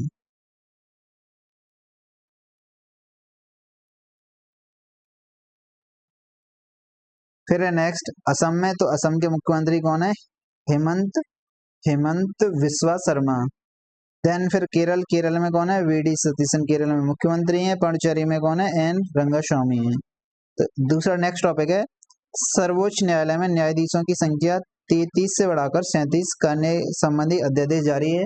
तो अब प्रेजेंट में कितनी न्यायाधीशों की संख्या कितनी है? 37, यानी 36 प्लस 1 एक सीजेआई। संसद कर सकती है, यानी संसद को अधिकार है कि वो सर्वोच्च न्यायालय के न्यायाधीशों की संख्या बढ़ा सकती है। मध्य प्रदेश से 4 चीतों को कच्छ के बन्नी घास के मैदानों में स्थानांतरित किया जाने का प्लान है। तो देखो, पहला ये कच्छ के बन्नी घास के मैदान कहाँ पर है? तो गुजरात राज्य में है। कहाँ पर है? गुजरात राज्य में है। चीतों का दूसरा घर बनाया जाएगा कहाँ पर? बन्नी घास के मैदानों में। तो पहला यानी पहला एमपी के पूनो राष्ट्रीय पार्क में है, तो दूसरा का वो गुजरात में जाने की ले जाने की बात की जा रही है। इस केंद्र को गुजरात वन विभाग द्वारा भारत के पहले चीता संरक्षण प्रजनन केंद्र के रूप में विकसित किया जा रहा है। यानी किसको? बन्नी घास के मैदान को। काजीरंगा में छोड़ा गया है भारत का पहला सैटेलाइट टैग लगा सॉफ्ट कछुआ। सॉफ्ट कछुआ यानी कि छोड़ा गया है, तो इससे क्या होगा? तो कछुए की कवच पर लगा सैटेलाइट ट्रांसमीटर अंतरिक्ष से रियल टाइम डेटा भेजेगा। इसे ब्रह्मपुत्र बेसिन में कछुओं की मौसमी गतिविधियां, होम रेंज, घोंसला बनाने की स्थानों को समझने में मदद मिलेगी, इसलिए तो छोड़ा गया है ना। ठीक है।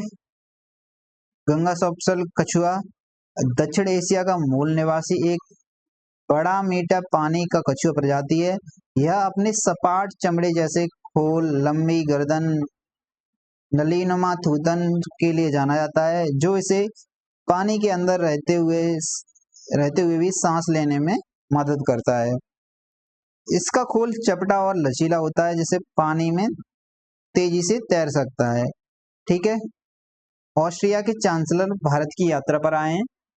तो ये ऑस्ट्रिया के शासन के प्रमुख चांसलर स्टॉकर कि भारत की ही नहीं बल्कि एशिया की भी पहली आधिकारिक यात्रा थी इनकी। एशिया की पहली आधिकारिक यात्रा कहाँ पर हुई थी? भारत में। भारत की नहीं है, एशिया की पहली चाल इन्होंने ऑस्ट्रिया के चांसलर ने भारत की यात्रा की थी, तो पहले बन गए ये व्यक्ति। India Australia working holiday program है, युवाओं को आदान प्रदान प्रोत्साहित करने के लिए। देन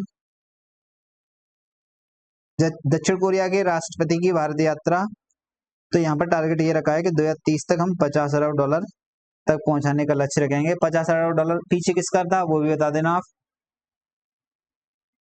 सहयोग वर्ष यानी 2026-2030 के लिए भारत दक्षिण कोरिया के बीच सांस्कृतिक आदान प्रदान, खेल क्षेत्र में सहयोग, भारत दक्षिण कोरिया के बीच व्यापार, आर्थिक साझेदारी अपग्रेड करने की वार्ता। बेसिक है, उस पर जाना नहीं है आपको, क्या घटना है क्या कुछ नहीं। क्वेश्चन जो एग्जाम में आता है उसको पढ़ो बस हाईलाइट को, बाकी बुक्स से ही पढ़ने के लिए आपके पास। मेरा काम है जल्दी जल्दी से खत्म कराना टॉपिक को। परमाणु ईंधन आत्मनिर्भरता के नजदीक पहुंचा भारत। तो भारत ने यानी भारत के पास 3 चरणीय कार्यक्रम है। तो पहला परमाणु फर्स्ट ग्रेड जो पहला प्रेशराइज्ड हेवी वाटर, उससे एनर्जी मिलती है। दूसरा है फास्ट ब्रीडर यानी प्रोटोटाइप फास्ट ब्रीडर रिएक्टर, दोनों फेजों में भारत में संचालित हो गए। तीसरा फेज बचा है अभी भी। ठीक है ना। तो ये कहाँ पर संचालित हुआ है दूसरा फेज? कलपक्कम में, तमिलनाडु का जगह है कलपक्कम, वहां पे हुआ है प्रोटोटाइप फास्ट ब्रीडर रिएक्टर। 3 चरणीय परमाणु कार्यक्रम है भारत का, ये दूसरे चरण की एक बड़ी उपलब्धि है। भारत का टारगेट है 2047 तक 100 गीगावाट क्षमता परमाणु से हासिल करना है। याद रखना है, क्या याद रखना है कि 2047 तक 100 गीगावाट परमाणु क्षमता के लक्ष्य का किसका टारगेट है? तो किसका टारगेट है? भारत का। ये देखो थोड़ा सा समझ लो यहाँ पर, भारत के 3 चरणों वाले परमाणु ऊर्जा कार्यक्रम की परिकल्पना 1950 के दशक में होमी जहांगीर बाबा ने की थी। पहले चरण में बिजली पैदा करने के लिए प्रेशराइज्ड हैवी वाटर रिएक्टरों में यूरेनियम का यूज होगा। सेकंड चरण में प्लूटोनियम फास्ट ब्रीडर रिएक्टरों में विखंडन से है। ठीक है ना। देन तीसरे चरण में यूरेनियम का प्रयोग थोरियम संग प्रतिक्रिया के लिए होता है। तो तीसरे हम चरण में थोरियम का यूज करेंगे। ये 3 चरण है। किसने? जो जहांगीर बाबा थे ना, उन्होंने इसका क्या किया था? प्रारंभ किया था, परिकल्पना दी थी। ठीक है ना। बाकी बेसिक है, आप पढ़े होंगे पहले से। भारत का पहला स्वायत्त समुद्री जहाज निर्माण केंद्र कहाँ पर है? ये आंध्र प्रदेश के नेल्लोर में बनाया जा रहा है। जुवला दिनो बंदरगाह पर दुनिया के पहले स्वायत्त समुद्री जहाज निर्माण और प्रणाली केंद्र की नींव रखी गई है। स्वायत्त मतलब ऑटोनॉमस है, इसमें ड्राइवर वगैरह की किसी की सहायता नहीं होगी, बिना कैप्टन के ऑटोमेटिक चल सकेगा, उसकी नींव रखी गई है। ठीक है। भारत की पहली ड्राइवर रहित पौंड टैक्सी परियोजना ये कहाँ पर है? तो महाराष्ट्र के मुख्यमंत्री ने लॉन्च की है भारत की पहली ड्राइवर रहित पौंड टैक्सी। ठीक है, यानी मुंबई में कुल्ला और बीकेसी के बीच विकसित की जा रही है। मुंबई में कुल्ला और बीकेसी के बीच 40 किलोमीटर प्रति घंटा होगी, 6 यात्री बैठ सकेंगे। 8.85 किलोमीटर बढ़ाकर इसका नेटवर्क बनाने की बात की है, देख लेना। केंद्रीय सशस्त्र पुलिस बल सामान्य प्रशासन कानून लागू हो जाए, ऐसा कुछ नियम है। केवल हिंदू, सिख और बौद्ध धर्म अनुयायी ही अनुसूचित जाति का दर्जा पाने के पात्र हैं। इसका मतलब है और कोई दूसरा धर्म है, जैसे ईसाई है, मुस्लिम, अगर यानी धर्म ग्रहण कर लेते, कोई व्यक्ति है जो पहले यानी किस में था, एससी कम्युनिटी में था, अनुसूचित जाति में था, फिर वो अब क्या कर लेता है, ईसाई धर्म, तो फिर उसको एससी वाले जो राइट हैं वो नहीं मिलेंगे। इतना इसका कॉन्सेप्ट है। ठीक है, कोच्चि स्थित भवसागर रेफरल केंद्र को राष्ट्रीय भंडार की मान्यता। तो भवसागर क्या है? तो गहरे समुद्रों के जीवों के लिए राष्ट्रीय भंडार के रूप में यानी संरक्षण करना है। तो कौन? गहरे समुद्र से, गहरे समुद्र के जो जीवों के अवशेष मिलते हैं उनको क्या करना है? भंडारण करना है भवसागर के तहत। ठीक है, केंद्रीय कैबिनेट द्वारा उड़ान 2.0 को मंजूरी दे दी गई है। उड़ान मॉडिफाइड रीजनल एयर कनेक्टिविटी योजना है। कितना बजट रखा गया है? 28,840 करोड़ रुपए बजट रखा गया है। इसके तहत 100 नए एयरपोर्ट्स बनाने के लिए सरकार ने उन एयर टिप्स का प्रयोग करेगी जो अब तक के प्रयोग में नहीं है। उड़ान 2.0 के तहत 100 नए एयरपोर्ट विकसित किए जाएंगे। ठीक है ना। इसके अलावा हिमालयी राज्यों, नॉर्थ ईस्ट और द्वीपों के लिए 200 से नए यानी 200 नए हेलीपैड्स बनाए जाएंगे। इसके लिए 3661 करोड़ रुपए आवंटित किए गए हैं ताकि पहाड़ी दुर्गम इलाकों में भी अच्छी कनेक्टिविटी हो सके। केरल में ड्रैगन फ्लाई प्रजाति लीरियोथियोमिस कैरलेसिस की खोज हुई है। प्रजाति का नाम है, बस ये देख लेना ये कौन सी प्रजाति है। क्या है? ड्रैगन फ्लाई है, एक तितली की एक प्रजाति है। ओडोनेट समूह से संबंधित है जिसमें शिकारी और उभयचर प्रकृति के कीट शामिल होते हैं। संसद में ट्रांसजेंडर है, क्या परिभाषा है क्या नहीं है। 11वां राष्ट्रीय संवाद कहाँ पर हुआ था? तो नई दिल्ली में ऑब्जर्व रिसर्च फाउंडेशन के तत्वाधान में हुआ था। 11वां हुआ है। फिनलैंड के राष्ट्रपति अलेक्जेंडर स्टब इस सम्मेलन के मुख्य अतिथि थे। फिनलैंड के राष्ट्रपति की भारत की यात्रा 4 से 7 मार्च तक भारत की यात्रा पर आधिकारिक आए थे। टारगेट है कि 2030 तक दोगुना करने का लक्ष्य व्यापार का। बेसिक है, मैं इसीलिए मैं जल्दी करा रहा हूँ बेसिक टॉपिक्स। नवीकरणीय ऊर्जा स्थापित क्षमता में भारत विश्व में तीसरे स्थान पर है। तो भारत विश्व में कौन से स्थान पर आ गया? नवीकरणीय ऊर्जा संसाधन में तीसरे स्थान पर। किसने किसको पीछे छोड़ दिया है? ब्राजील को पीछे छोड़ दिया है। यानी अब नवीकरणीय ऊर्जा से भारत की 50.1% एनर्जी पूरी की जा रही है नवीकरणीय स्रोतों से। ठीक है, देन फिर नवीकरणीय ऊर्जा में चीन प्रथम है, then USA, then Bharat, then Brazil और बाकी फिर उसके बाद जर्मनी, जापान, कनाडा और टोटल विश्व में कितनी है बस वो पूरा। नवीकरणीय ऊर्जा के मामले में कौन से नंबर पर भारत आ गया? तीसरे नंबर पर, याद रखना है। जर्मनी के चांसलर फ्रेडरिक मर्ज की भारत यात्रा 75वीं वर्षगांठ के संदर्भ में आए थे। राजनीतिक संबंधों में वीजा मुक्त पारागमन की घोषणा की है, जर्मनी की ओर से की गई है।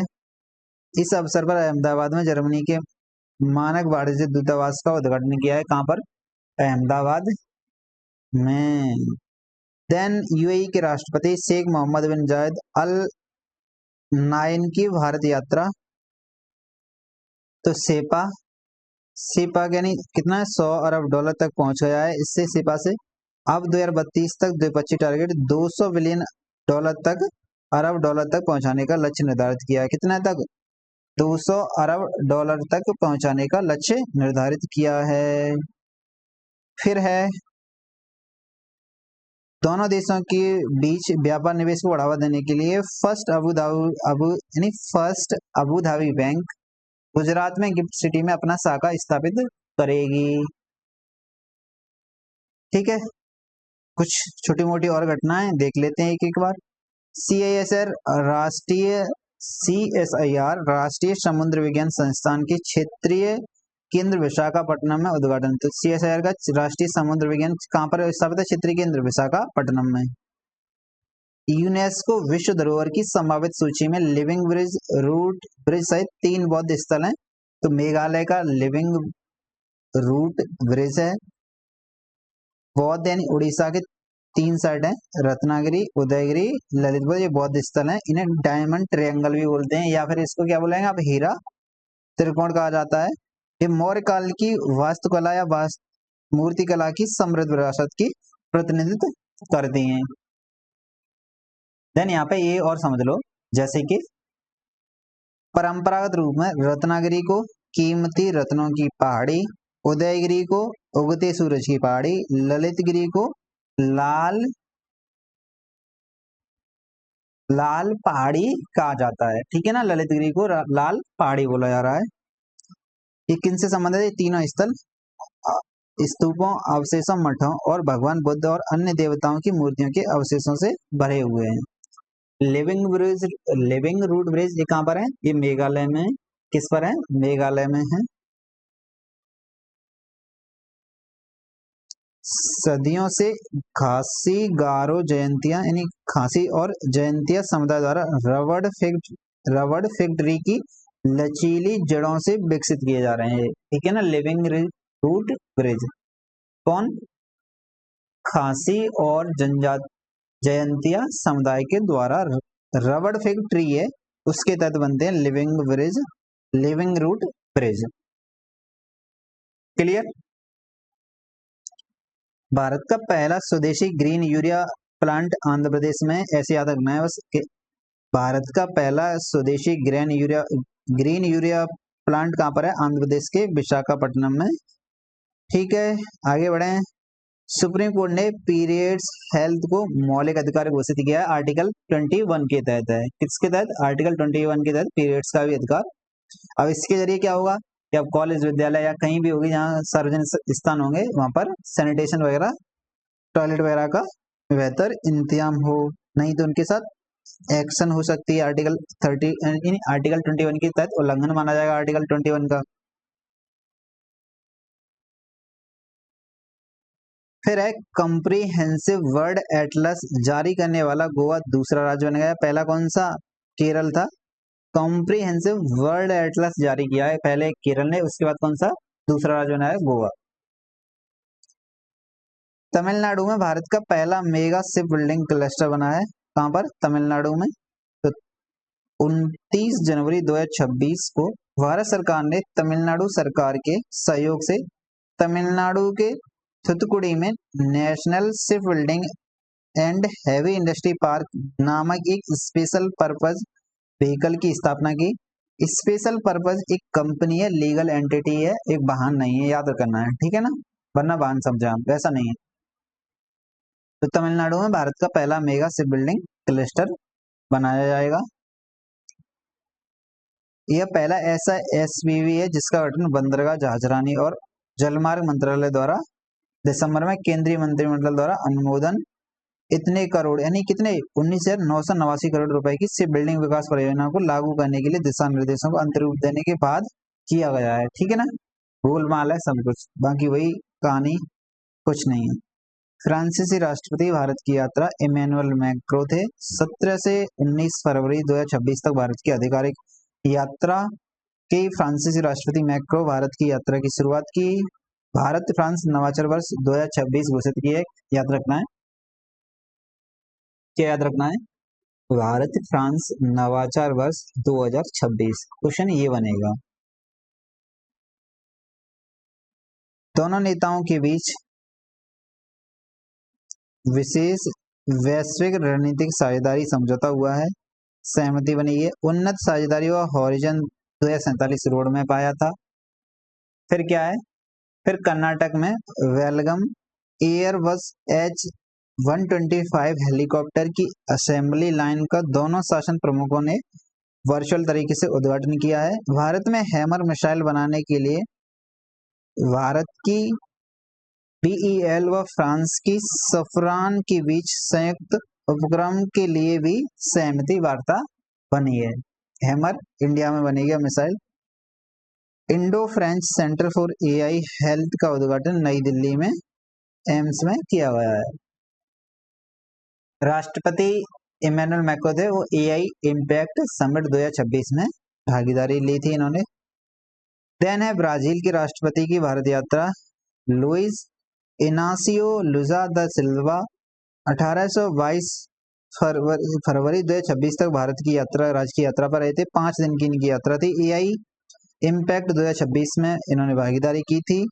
लैटिन अमेरिकी देशों में ब्राजील भारत का सबसे बड़ा व्यापार साझेदारी होने के कारण द्विपक्षीय व्यापार को अगले 5 वर्षों में 20 अरब डॉलर तथा 2030 तक इसे 30 अरब डॉलर से भी अधिक पहुंचाने का लक्ष्य निर्धारित किया है। लैटिन अमेरिका देशों में ब्राजील भारत का सबसे बड़ा व्यापारिक साझेदारी है। ठीक है ना, साझेदारी लैटिन अमेरिका में। टारगेट क्या रखा है कि 2030 तक हम 30 डॉलर तक या 30 डॉलर से अधिक पहुंचाने का व्यापार वगैरह का टारगेट रखा है। अब भारत मर्कोसुर व्यापार समझौते के विस्तार से आर्थिक सहयोग और सुदृढ़ होने का विश्वास दोनों पक्षों ने वार्ता में व्यक्त किया था। एक बार समझ लो कि जो मार्कोसुर समझौता उसमें कौन कौन शामिल है? ब्राजील है, अर्जेंटीना है, पराग्वे है, देन उरुग्वे है, फिर बोलीविया है। ठीक है ना।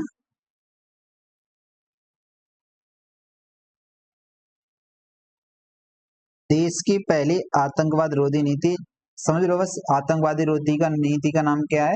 प्रहार। क्या नाम है? प्रहार। फिर है नेक्स्ट, बिना काम का है। ठीक है ना। देखो ये है ब्रह्मपुत्र NH2 पर बनेंगे भारत के पहले नदी तटीय लाइट हाउस। 4 बनेंगे। कितने बनेंगे? 4 बनेंगे। यह अंतर्देशीय जलमार्ग पर भारत के पहले नदी तटीय लाइट हाउस प्रकाश स्तंभ है, जो देश के सबसे महत्वपूर्ण कार्गो और यात्री गलियारों में से एक नौवन सुरक्षा और 24x7 संचालन क्षमताओं में एक बड़ी उन्नति के प्रतीक हैं। 84 करोड़ रुपए की लागत है। 4 स्थान कौन कौन से हैं? बोगीबील, पांडु, सिलघाट, विश्वनाथ घाट। ये सब क्या हैं? 4 साइट हैं जिन पर ये क्या बनेगा? प्रकाश स्तंभ या क्या लाइट हाउस बनेंगे। फिर है नेक्स्ट, भारत के पहले स्वदेशी ग्रीन मीथेनॉल संचालित पोत के निर्माण के लिए समझौता हुआ है। भारत के पहले स्वदेशी ग्रीन मीथेनॉल संचालित पोत का निर्माण होगा। तो ये समझौता हुआ है स्वदेशी रूप से ग्रीन मीथेनॉल के लिए हुआ है। किन किन के बीच? Shipping corporation of India limited SCI और मझगांव डॉक शिपयार्ड MTL के साथ एक समझौता हुआ है। ठीक है ना।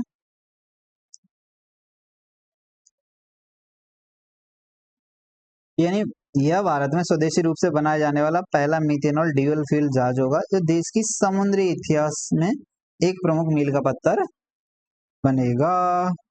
राष्ट्रीय राजमार्ग के किनारे मधुमक्खी गलियारा विकसित करने की घोषणा। इंपोर्टेंट है, याद रखना है। ये जो मधुमक्खी गलियारा है कौन बना रहा है? तो राष्ट्रीय जलमार्ग प्राधिकरण बनाएगा।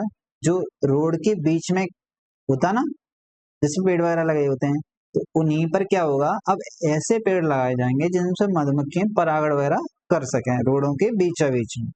तो कौन करेगा? NAHI। अब यानी हमें सजावटी पौधे नहीं लगाने हैं, बल्कि ऐसे पौधे लगाने हैं जो पारिस्थितिकी और जलवायु के प्रति अनुकूलन हो और कृषि वगैरह इनको परागण के जरिए बढ़ावा मिल सके। ठीक है ना। बाकी सब सेम ही है पूरा। 40 लाख करोड़ टारगेट रखे हैं। 60% वृक्ष इस मधुमक्खी गलियारे के अंतर्गत लगाए जाएंगे। इसमें जैसे नीम, करंज, महुआ, पलास, जामुन और श्री जैसे प्रजातियां मधुमक्खी गलियारे में लगाए जाएंगे। ठीक है ना। अगला है भारत का पहला lead platinum pre certificate Reliance Met City को मिला है। रिलायंस मेट सिटी को, ये हरियाणा की एक सिटी है, उसको मिला है। उड़ीसा में भारत की पहली फ्लैट रोल्ड प्रोडक्ट एल्यूमिनियम इकाई का उद्घाटन है, यानी पहली है उड़ीसा में। कहाँ पर है? उड़ीसा के संबलपुर जिले में बनाई जा रही है पहली फ्लैट रोल्ड प्रोडक्ट। जैसे कि आपने देखा होगा यूट्यूब वगैरह वीडियो में या फिर फोटो में, जो जैसे ये लेयर है एल्यूमिनियम की, पतली होती है बारीक से, तो वो वाला चक्र दिखाई देता है ना आपको, जैसे कि ऐसे करके बेलनाकार, तो इसमें लेयर लगी होती है पतली प्लेटों की, फिर आपको दिखाई देता पहिया जैसा, तो वही होता है ये फ्लैट रोल्ड। तो अब ये भारत में अब बनाया जाएगा पहला एल्यूमिनियम इकाई का उद्घाटन हुआ है। इससे पहले हम ऑब्वियसली पतली वाली वगैरह आयात करते होंगे।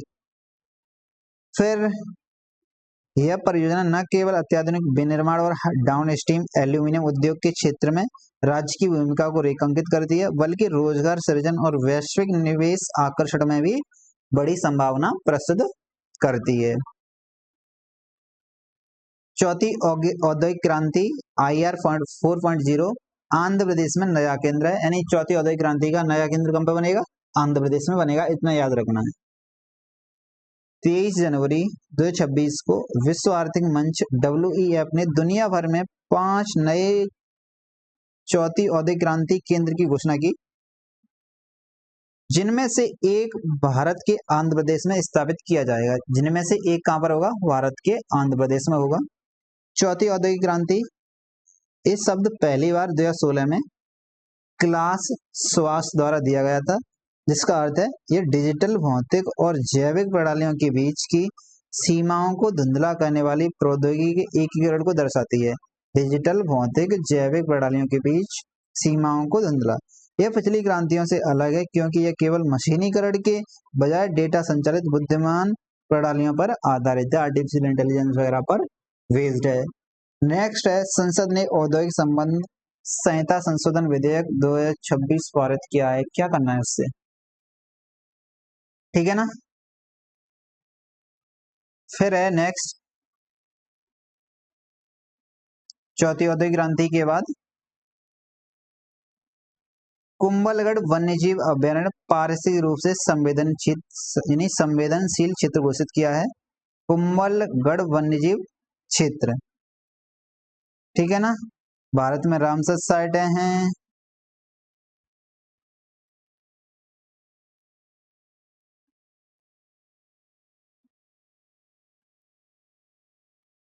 हमने यहां तक देख लिया, 1 मिनट दो बस, देख लें कि कहां तक करंट अफेयर्स और अपनी है,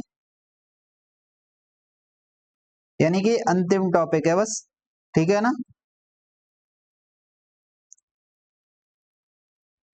ये वाला समझ लो कि कुंभलगढ़ वन्यजीव अभ्यारण्य पारिस्थितिक रूप से संवेदनशील क्षेत्र घोषित किया है। क्या किया है कि अब केंद्रीय पर्यावरण वन और जलवायु परिवर्तन मंत्रालय ने घोषणा की है कि 0 से 1 किलोमीटर के आसपास EESZ पारिस्थितिक इको सेंसिटिव जोन घोषित किया जाएगा।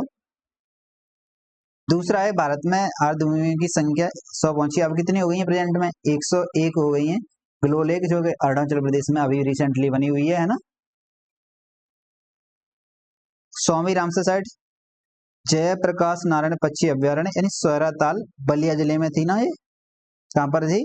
उत्तर प्रदेश के बलिया में थी, उत्तर प्रदेश के बलिया में थी सोराताल। याद रखना है, यूपी का एग्जाम कोई भी हो, इसको याद करना ही करना है। सोराताल किससे संबंधित है? बलिया जिले से संबंधित है, यूपी की रामसर साइट है, स्वामी रामसर साइट है। सेका झील अलीगढ़ में स्थित है, 99वीं रामसर साइट थी ये। छारी डांग कच्छ जिले में गुजरात की 5वीं रामसर साइट थी, बन्नी घास के मैदान के किनारे स्थित है ये, ठीक है ना। पटना पक्षी अभ्यारण्य ये यूपी का एटा का, याद रखना ये क्वेश्चन बनेगा कि पटना पक्षी अभ्यारण्य किसका है? किसका है? यूपी का है। किसका है? यूपी।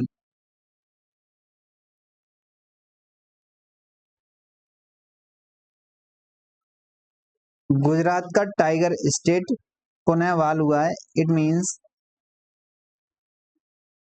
वन्यजीव संरक्षण के क्षेत्र में ऐतिहासिक उपलब्धि के रूप में गुजरात को 33 वर्षों के अंतराल के बाद आधिकारिक रूप से पुनः टाइगर स्टेट 2026 यानी 26 दिसंबर 2025 को बहाल किया गया था। इन इसमें अब क्या हुआ था कि राष्ट्रीय जनगणना की गई थी, तो उसमें किसमें टाइगरों की, तो गुजरात में भी एक पाया गया था, है ना, सर्वे के दौरान।